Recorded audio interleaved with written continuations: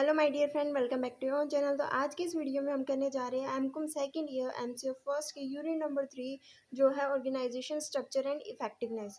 तो इसमें हम सबसे पहले पढ़ते हैं कंसेप्ट ऑफ ऑर्गेनाइजेशन स्ट्रक्चर, उसके बाद एक एक करके सारे टॉपिक्स को कवर करेंगे। तो कंसेप्ट ऑफ ऑर्गेनाइजेशन स्ट्रक्चर हमें क्या कहता है? In an organisation a number of activity perform. किसी भी ऑर्गेनाइजेशन के अंदर बहुत सारी एक्टिविटी को परफॉर्म किया जाता है। This activity are required to be coordinated. और जितनी भी एक्टिविटीज़ हम परफॉर्म करते हैं उन सभी एक्टिविटी के बीच में क्या होना चाहिए? कोऑर्डिनेशन होना चाहिए। Organization structure is designed for division of task, grouping of activity and coordinating and controlling the task of the organization. Suppose करो अगर हम बात करते हैं किसी भी ऑर्गेनाइजेशन की, तो ऑर्गेनाइजेशन का कोई ना कोई ऑब्जेक्टिव होता है, कोई ना कोई गोल होता है। उस ऑब्जेक्टिव उस गोल को अचीव करने के लिए ऑर्गेनाइजेशन क्या करती है? काम करती है। तो एक ऑर्गेनाइजेशन को बहुत सारी एक्टिविटी को परफॉर्म करना पड़ता है उस ऑब्जेक्टिव को अचीव करने के लिए। अब क्या होता है, बहुत सारे टास्क होते हैं, बहुत सारे काम होते हैं, बहुत सारे जो वर्क होते हैं वो परफॉर्म करने पड़ते हैं। इसलिए ऑर्गेनाइजेशन का स्ट्रक्चर बनाया जाता है। उस स्ट्रक्चर में क्या किया जाता है? जितनी भी एक्टिविटीज़ को परफॉर्म करना होता है उसको टास्क में डिवाइड कर देते हैं, उस काम को डिवाइड कर देते हैं ताकि उस काम में क्या आ जाए? स्पेशलाइजेशन आ जाए और हर एक इंडिविजुअल पर्सन अपने स्किल्स के अकॉर्डिंग, अपने टैलेंट के अकॉर्डिंग उस स्पेसिफिक जॉब को जो है वो अच्छे से परफॉर्म कर सके। तो इसमें यही कहा गया है कि ऑर्गेनाइजेशन स्ट्रक्चर को इस तरीके से डिज़ाइन किया जाता है कि जितनी भी एक्टिविटीज़ होती है, जितने भी टास्क होते हैं उनको डिवाइड कर दिया जाता है हर एक काम को।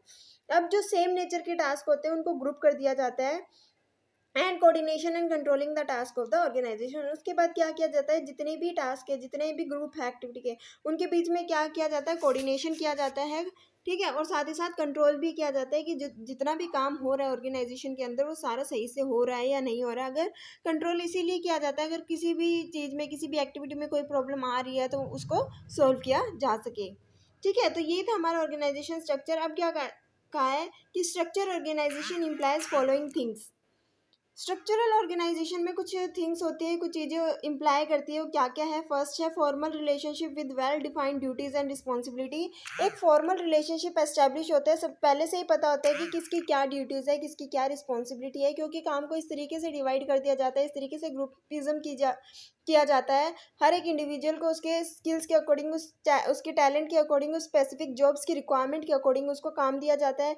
अब क्या होता है ना कि फॉर्मल रिलेशनशिप क्रिएट कर दिया जाता है, पहले ही प्रोसीजर वगैरह बता दिए जाते हैं। ऑर्गेनाइजेशन स्ट्रक्चर ऐसा होता है जहाँ पे रूल्स रेगुलेशन प्रोसीजर को फॉलो करना पड़ता है, उसी के अकॉर्डिंग काम होता है। तो यहाँ पे क्या है? एक तरीके का फॉर्मल रिलेशनशिप होता है जहाँ पे पहले से ही पता होता है कि किसकी क्या ड्यूटी है, क्या रिस्पॉन्सिबिलिटीज है। उसके बाद आता है hierarchical relationship between the supervisor and subordinate within the organisation. Organisation structure का सेकंड पॉइंट ये है कि एक हायरार्किकल रिलेशनशिप बना दिया जाता है, यानी कि सुपरवाइजर और सबऑर्डिनेट के बीच में एक तरीके का रिलेशनशिप बना दिया जाता है कि जो भी काम सबऑर्डिनेट करेगा उसको सुपरवाइज कौन करेगा? सुपरवाइजर करेगा। ये देखेगा कि जो काम हो रहा है, जो एक्टिविटी ऑर्गेनाइजेशन में परफॉर्म की जा रही है वो सही है, हमारे सबऑर्डिनेट को कोई प्रॉब्लम तो नहीं आ रही किसी काम को करने में।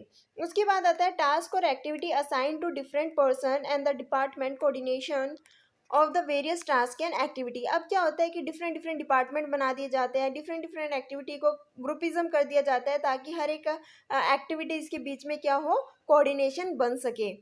अ set of policies, procedures, standards and method of evaluating of performance which are formulated to guide the peoples and their activities. यानी कि अगर हम बेसिकली बात करें तो ऑर्गेनाइजेशन स्ट्रक्चर एक ऐसा स्ट्रक्चर होता है जहाँ पे policy, procedure, standard, method of evaluating a performance, वो सारी चीज़ें पहले से ही वेल डिफाइंड होती है। पहले से बता दिया जाता है कि ऑर्गेनाइजेशन की क्या पॉलिसी है, क्या प्रोसीजर्स है, ठीक है, क्या रूल्स रेगुलेशंस है, ताकि लोग अपनी एक्टिविटीज़ को, जो भी पीपल ऑर्गेनाइजेशन में काम कर रहे हो, उनको एक तरीके से गाइडलाइंस मिलती है, उनको एक तरीके से गाइडेंस मिलती है कि उनको किस तरीके से उस एक्टिविटी को परफॉर्म करना है। तो ये था हमारा concept of organisation structure. I hope कि आपको ये वीडियो अच्छी लगी हो और ये टॉपिक अच्छे से क्लियर हो गया हो। नेक्स्ट वीडियो में हम पढ़ेंगे कंपोनेंट ऑफ ऑर्गेनाइजेशन स्ट्रक्चर के बारे में। अगर वीडियो अच्छी लगी तो वीडियो को लाइक, शेयर, सब्सक्राइब करना मत भूलिएगा। Thanks for watching.